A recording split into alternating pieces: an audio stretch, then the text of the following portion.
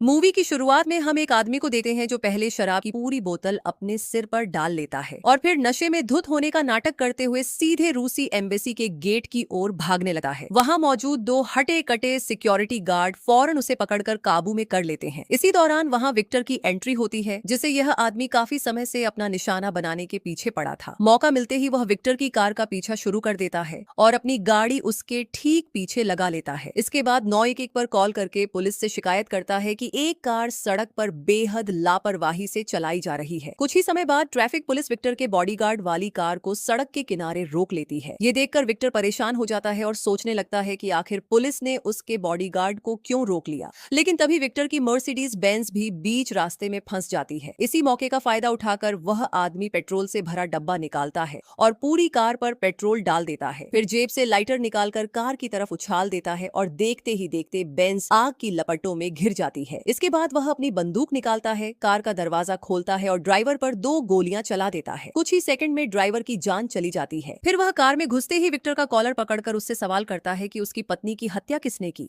Victor जवाब देने के बजाय बचकर निकलने की कोशिश करता है तो जॉन उसकी जांघ में गोली मार देता है। लेकिन यह विक्टर भी आसानी से टूटने वाला नहीं था। इतनी मार खाने के बाद भी वह राज बताने को तैयार नहीं हुआ। आखिर जॉन उसकी छाती में एक और गोली दाग देता है। इस बार दर्द इतना ज्यादा होता है कि बुढ़ा आखिरकार सारी सच्चाई बता देता है। तब तक पुलिस पूरे इलाके को घेर चुकी होती है। जॉन खुद कार से बाहर निकलता है और बिना किसी विरोध के सरेंडर करने के लिए दोनों हाथ ऊपर कर देता है। इस आदमी का नाम जॉन है, जो नेवी सील का बेहद खतरनाक सदस्य है। कुछ महीने पहले उसने सीरिया में एक बेहद अहम मिशन के दौरान अपनी टीम की कमान संभाली थी। CIA के आदेश पर उन्हें सीरियन गवर्नमेंट के कब्जे से एक CIA एजेंट को सुरक्षित निकालना था। टीम सीधे मेन गेट को तोड़कर अंदर घुसती है और ताबड़तोड़ फायरिंग करके गार्ड्स को खत्म कर देती है। इसके बाद वे सबसे अंदर मौजूद कमरे तक पहुंचते हैं और दरवाजा तोड़कर तेजी से अंदर दाखिल होते हैं। सब कुछ ठीक नजर आने पर जॉन वहां मौजूद लोगों की पहचान जांचता है, लेकिन तभी उसे एक चौंकाने वाली बात पता चलती है। वे लोग असल में रिटायर्ड रशियन सोल्जर्स थे। उनमें से एक खुद को फॉर्मर रशियन सोल्जर बताता है। ये सुनते ही जॉन गुस्से में अपने बॉस से कहता है कि तुमने तो इन्हें सीरियन सोल्जर्स बताया था, रशियन नहीं। लेकिन सामने वाला बड़ी चालाकी से जवाब देता है कि उसे यहाँ कोई रशियन दिखाई नहीं दे रहा। बॉस की इस हरकत को देखकर जॉन बहस करना छोड़ देता है, मगर जैसे ही टीम वहां से निकलने लगती है, दुश्मनों की एक पूरी बैकअप टीम अचानक पहुंच जाती है। जॉन की किस्मत अच्छी थी कि उसका शरीर काफी मजबूत था,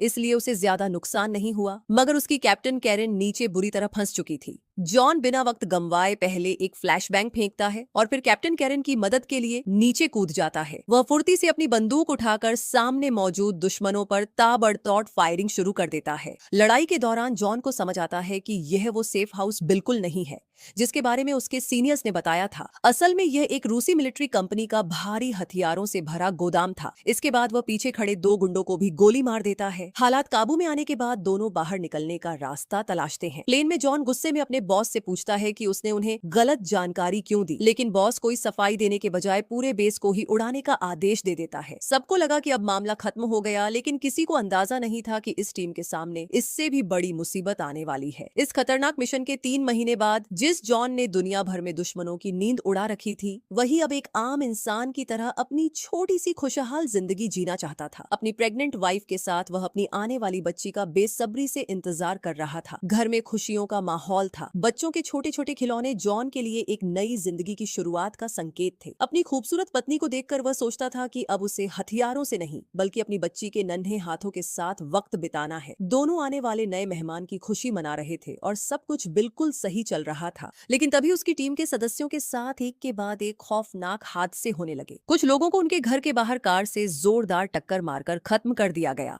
तो कुछ को सरेआम सड़क पर गोली मार दी गई। उस रात जॉन रोज की तरह काम से घर लौटा। उसकी पत्नी की डिलीवरी का वक्त करीब था। उसे लगा कि कमरे में जाकर पत्नी की नींद खराब करने से बेहतर है कि वह नीचे बेसमेंट में ही सो जाए। आधी रात बीतते ही 2 खूंखार हत्यारे चुपके से उसके घर में दाखिल हुए और सबसे पहले पूरे घर की बिजली काट दी। जॉन सोफे पर बैठकर गाने सुन रहा था, तभी उसका कंप्यूटर अचानक बंद हो गया। उठकर देखने पर उसे पता चला कि सिर्फ कंप्यूटर नहीं, पूरे घर की बिजली गुल है। तभी ऊपर से कदमों की आवाज सुनाई दी। जॉन ने बिना जोखिम लिए अपनी बंदूक उठाई और ऊपर बढ़ गया। इसी दौरान एक कातिल बेडरूम तक पहुंच चुका था और उसने बिस्तर पर ताबड़तोड़ गोलियां बरसा दी। इसके बाद दूसरा कातिल बिस्तर के पास गया और जॉन की जगह लेटकर अपने ही साथी को गोली चलाने पर मजबूर कर दिया। जॉन ने इसी मौके का फायदा उठाया। उसने दरवाजा खोला और सामने आए हत्यारे पर गोलियां बरसाकर उसे वहीं ढेर कर दिया। फिर वह बिना रुके ऊपर की ओर बढ़ा। वहां पहुंचते ही उसका सामना दूसरे खूंखार कातिल से हो गया। दोनों के बीच जबरदस्त गोलीबारी शुरू हुई और कुछ ही पल में दोनों घायल होकर जमीन पर गिर पड़े। तभी टॉर्च की तेज रोशनी कातिल के चेहरे पर पड़ी, जिससे उसे अपना नाइट विजन चश्मा हटाना पड़ा। उसने जॉन को खत्म करने के लिए बंदूक उठाई, लेकिन तभी पता चला कि उसकी सारी गोलियां खत्म हो चुकी थीं। खुद घायल होने के कारण उसे वहां से भागना पड़ा। दूसरी तरफ जॉन भी गोलियों से बुरी तरह जख्मी था। वह किसी तरह खून से सना अपना शरीर घसीटते हुए बिस्तर तक पहुंचा। उसके पूरे शरीर में दर्द हो रहा था, मगर दिल में सिर्फ एक उम्मीद थी, उसकी पत्नी और आने वाला बच्चा सुरक्षित हो। लेकिन बिस्तर के पास पहुंचते ही उसकी दुनिया उजड़ गई। उसकी पत्नी की जान पहले ही जा चुकी थी। खामोश चेहरा और आसपास फैला खून देखकर जॉन के होश उड़ गए। जिस सैनिक ने दुनिया के खतरनाक से खतरनाक मिशंस को बिना डरे पूरा किया था, वही आज अपने घर में पूरी तरह बेबस पड़ा था। वह आखिरी बार अपनी पत्नी को सीने से लगाना चाहता था, लेकिन उसके शरीर में इतनी ताकत भी नहीं बची थी। दर्द और सदमे से वह बस चीख उठना चाहता था। आखिरकार दर्द इतना बढ़ गया कि जॉन चीख भी नहीं पाया और वहीं बेहोश होकर गिर पड़ा। कुछ समय बाद उसे बेहद नाजुक हालत में अस्पताल पहुंचाया गया। पूरी घटना की खबर मिलते ही CIA ने तुरंत एक इमरजेंसी मीटिंग बुलाई। वहां रिटर ने बिना किसी ठोस सबूत के शक जताना शुरू कर दिया कि शायद टीम के किसी सदस्य ने बाहर ऐसा कुछ किया होगा, जिसके चलते दुश्मनों ने उनके परिवारों को निशाना बनाया। कैरन को यह बात बिल्कुल मंजूर नहीं थी। उसे अपनी टीम पर पूरा भरोसा था और वह रिटर की इस सोच से भड़क उठी। उसने साफ पूछा कि आखिर वह बिना सबूत के ऐसी बातें क्यों कर रहा है। रिटर ने भी अकड़ दिखाते हुए जवाब दिया कि वह जल्द ही पूरी सच्चाई खोज निकालेगा। कुछ दिनों बाद जॉन को होश आया। उसने कैरन को हमले की पूरी कहानी सुनाई और उस हमलावर का हुलिया भी बताया, जो वहां से जिंदा भाग निकला था। मामला काफी हाई प्रोफाइल था, इसीलिए इन्वेस्टिगेशन में तेजी लाई गई। जांच के दौरान रिटर के सामने एक चौंकाने वाली जानकारी आई। नेवी सील टीम के पिछले मिशन में गलती से रशियन सिक्योरिटी ब्यूरो के डायरेक्टर का बेटा मारा गया था। अब शक था कि हमला उसी मौत का बदला लेने के लिए किया गया।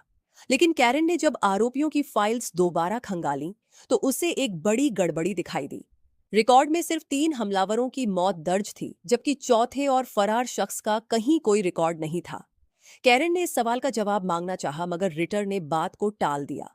उसका कहना था कि वह इस मामले को बढ़ाकर कोई इंटरनेशनल क्राइसिस खड़ी नहीं करना चाहता।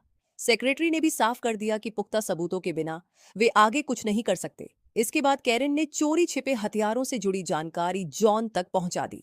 पता चला कि उनके फेक पासपोर्ट्स एक पुराने रशियन सिक्योरिटी ऑफिसर विक्टर ने तैयार किए थे। फिलहाल वह वॉशिंगटन स्थित रशियन एम्बेसी में मौजूद था और संभव है कि उसे उन हमलावरों की असली पहचान के बारे में सब कुछ पता हो। रात में जॉन अकेला अपने पुराने घर लौटता है। कभी जिस घर में परिवार की हंसी गूंजती थी, वहां अब सिर्फ सन्नाटा और वीरानी बची थी।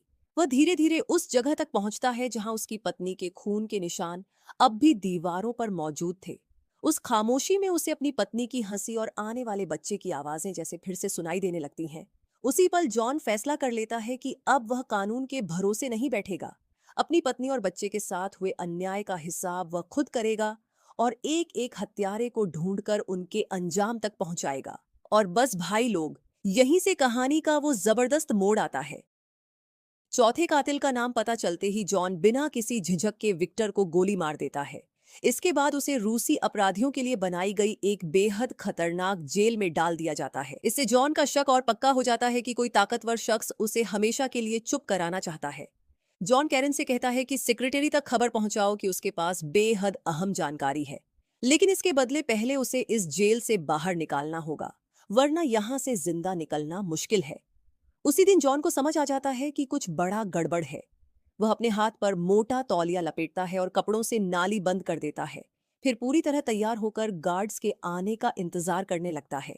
कुछ ही देर में कई गार्ड्स अंदर पहुंचते हैं और जॉन अकेला ही उन पर टूट पड़ता है। कुछ ही पलों में सभी जमीन पर पड़े होते हैं। इसके बाद वह एक गार्ड को बंधक बनाकर जेलर को धमकी देता है कि मेन गेट बंद कर दिया जाए। थोड़ी देर बाद एक अमेरिकन मार्शल वहां पहुंचता है और जॉन को एक मोबाइल देता है। दूसरी तरफ खुद सेक्रेटरी लाइन पर होता है। वह जॉन को भरोसा दिलाता है कि अगर वह मार्शल के साथ शांतिपूर्वक जाएगा तो उसे सुरक्षित तरीके से जेल से बाहर निकाल लिया जाएगा। इसके बाद जॉन को एक सीक्रेट बेस में ले जाया जाता है जहां CIA के कई वरिष्ठ अधिकारी उसका इंतजार कर रहे थे। जैसे ही जॉन फरार कातिल का नाम बताता है, सुपरवाइजर के होश उड़ जाते हैं। सरकारी रिकॉर्ड के मुताबिक वह आदमी वर्षों पहले मर चुका था। रिटर बताता है कि वह कभी रशिया का एक बेहद खतरनाक टॉप लेवल एजेंट था। उसने स्लीपर एजेंट्स का बड़ा नेटवर्क खड़ा कर रखा था, जिसकी वजह से अमेरिका ने उस पर प्रतिबंध लगा दिया था।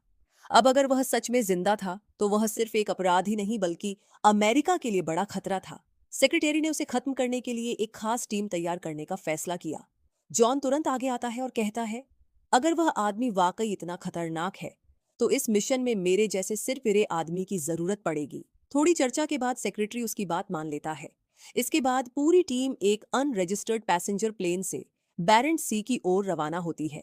उनका मकसद रशियन बॉर्डर के पीछे से गुप्त तरीके से घुसना था। लेकिन जैसे ही वे नीचे उतरने की तैयारी करते हैं, रशियन एयरफोर्स का एक फाइटर जेट उन्हें चेतावनी देता है।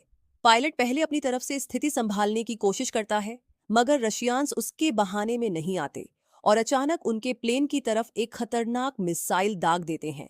मिसाइल लगते ही प्लेन सीधे समुद्र में जा गिरता है। कुछ ही पलों में केबिन के अंदर पानी भरने लगता है, इसीलिए पूरी टीम हथियारों समेत किसी तरह बाहर निकलने की कोशिश करती है। बाद में वे एक स्पीड बोट की मदद से रशिया के मरमानस्क पहुंच जाते हैं। प्लेन का खत्म होना उनके लिए पूरी तरह बुरी खबर नहीं थी। अब दोनों देशों को यही लगता था कि टीम मारी जा चुकी है, जिससे उनका मिशन और आसान हो सकता था। लेकिन जॉन के मन में एक सवाल उठता है, रिटर खुद इस प्लान का हिस्सा होते हुए उनके साथ क्यों नहीं आया? उधर रिटर आराम से बैठकर न्यूज देख रहा था कि तभी जॉन अपनी टीम के साथ उसके सामने पहुंच जाता है। जॉन के दबाव में रिटर सच बताता है कि उन्हें लगा था पूरी टीम मारी गई है, इसलिए मिशन पूरा करने के लिए एक दूसरी एडवांस्ड टीम भेज दी गई।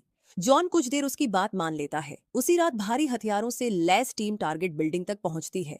अंदर जाने से ठीक पहले जॉन अचानक दरवाजा बंद करके मेन गेट लॉक कर देता है। वह उस हथियारे को किसी और के हाथ नहीं बल्कि खुद खत्म करना चाहता था। अंदर पहुंचकर जॉन देखता है कि बॉडीगार्ड पहले ही मारा जा चुका है और हत्यारा उसका इंतजार कर रहा है। वह बताता है कि जॉन की पत्नी को मारने का आदेश उसे ऊपर से मिला था। सबसे चौंकाने वाली बात यह थी कि वही शख्स जिसने यह आदेश दिया था, उसने जॉन को भी यहाँ भेजा था। वह खुद को रशियन स्पाई बताता था, लेकिन असल में एक बड़े अमेरिकन ऑफिसर के इशारे पर काम कर रहा था। उसका दावा था कि वे लोग एक बड़े मकसद के लिए अपनी जान देने को तैयार थे। जॉन गुस्से में उस मकसद के बारे में पूछता है।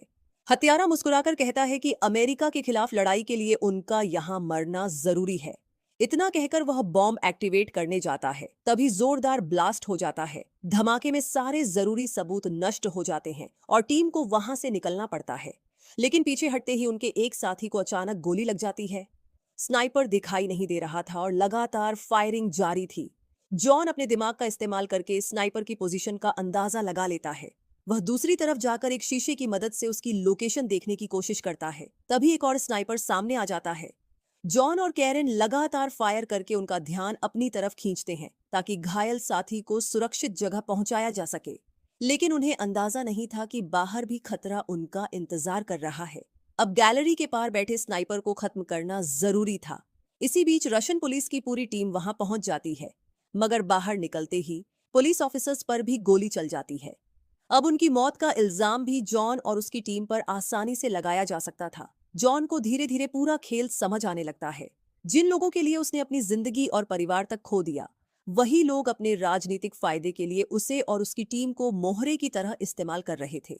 अब वह जान चुका था कि असली मकसद दोनों देशों के बीच युद्ध की स्थिति पैदा करना था। कैरन तुरंत बाहर निकलने का प्लान बनाती है। सबसे पहले गैलरी वाले स्नाइपर को हटाना जरूरी था।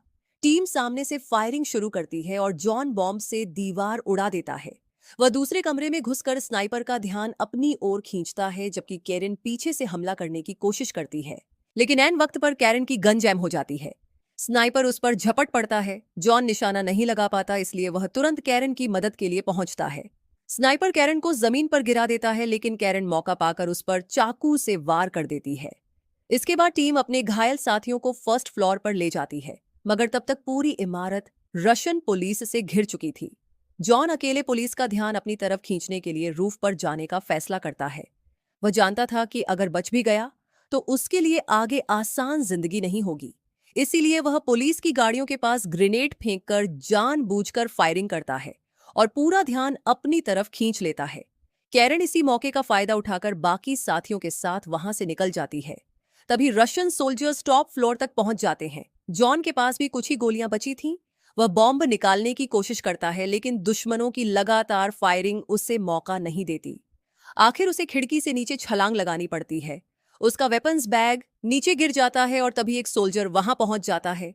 जॉन उसे काबू में करके खत्म कर देता है, अपना बैग उठाता है और नीचे भागने लगता है। वह एक कोने में छिपकर आसपास पड़ी लाशों की आड़ लेता है और तैयार बॉम्ब बैग दुश्मनों के बीच फेंक देता है। ब्लास्ट होते ही वह एक मरे हुए सोल्जर की वर्दी पहन लेता है और उसकी कार लेकर वहां से निकल जाता है। बेहोश होने से पहले वह अपनी टीम के पास वापस पहुंच जाता है। अगले दिन रिटर की मदद से वे लोग वहां से सुरक्षित निकल जाते हैं। अब असली मास्टरमाइंड तक पहुंचने के लिए रिटर जॉन को अपनी मौत का नाटक करने की सलाह देता है। इसी चाल से वे असली खिलाड़ी तक पहुंच सकते थे। कुछ समय बाद जॉन सेक्रेटरी से मिलता है और रशिया में हुई पूरी घटना उसके सामने रख देता है। लेकिन सेक्रेटरी के चेहरे पर जरा भी हैरानी नहीं दिखती। तभी जॉन को समझ आ जाता है कि पर्दे के पीछे का असली मास्टरमाइंड शायद यही है। जॉन बिना देर किए सेक्रेटरी को काबू में कर लेता है और उसे कार में बांध देता है। होश आने पर वह उसकी फैमिली को लेकर दबाव बनाता है, जिसके बाद सेक्रेटरी आखिरकार पूरा सच बता देता है। पता चलता है कि कुछ बड़े अधिकारियों को युद्ध शुरू करने के लिए सिर्फ एक बहाने की जरूरत थी। जॉन की टीम से पिछले मिशन में गलती से एक बड़े रशियन मिलिट्री ऑफिसर का बेटा मारा गया था और इसी घटना का फायदा उठाकर दोनों देशों के बीच तनाव बढ़ाने की योजना बनाई गई। सेक्रेटरी ने इसी वजह से मिशन में शामिल पूरी टीम को खत्म करने के लिए हत्यारे भेजे थे और इस पूरी साजिश का दोष रशिया पर डालने की तैयारी थी। सच्चाई सुनकर जॉन का गुस्सा चरम पर पहुंच जाता है। वह कार को तेज रफ्तार से झील की तरफ ले जाता है और सेक्रेटरी समेत उसे पानी में गिरा देता है। सेक्रेटरी कार के अंदर ही डूब जाता है, जबकि जॉन को सुरक्षित बचा लिया जाता है। इसके बाद जॉन सेक्रेटरी के कबूलनामे की रिकॉर्डिंग रिटर को सौंप देता है। दोनों मिलकर पूरी साजिश को सामने ले आते हैं और इस तरह इस खूनी खेल का अंत हो जाता है।